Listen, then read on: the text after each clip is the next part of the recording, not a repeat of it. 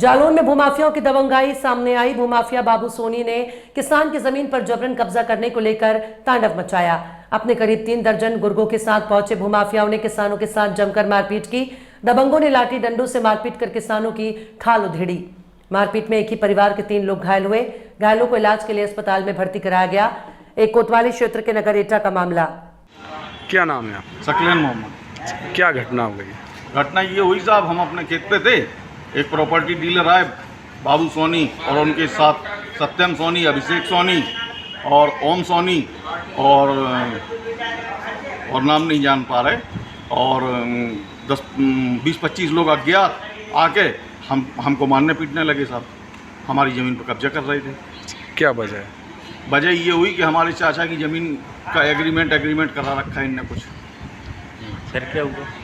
कुछ नहीं साहब, हमने सुबह 112 बुलाई थी, 112 आके चली गई थी, तो हम बैठे थे। 112 वाले बोले अगर जो दोबारा आए तो हमें फ़ोन लगाना, तो हम उसी इंतज़ार में बैठे थे। लेकिन हमें क्या मालूम कि जो 50-60 लोग आएंगे साहब, इतना बेरहमी से, इतना बेदर्दी से मारेंगे। हम 3 लोग थे, तीनों को बहुत मारा।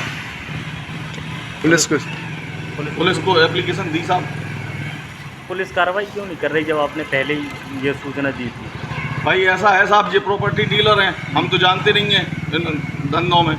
तो इनने पहले थाना दिवस में लेखपाल साहब को संलिप्त करके दरोगा जी के साथ ये करवाया, ठीक है। तो हमें जब मामला संज्ञान में आया तो हम तो साहब खेत पे पहुंचे। भाई ये प्रॉपर्टी डीलर हैं, अपन तो किसान आदमी, अपन तो जानते नहीं हैं ये सब।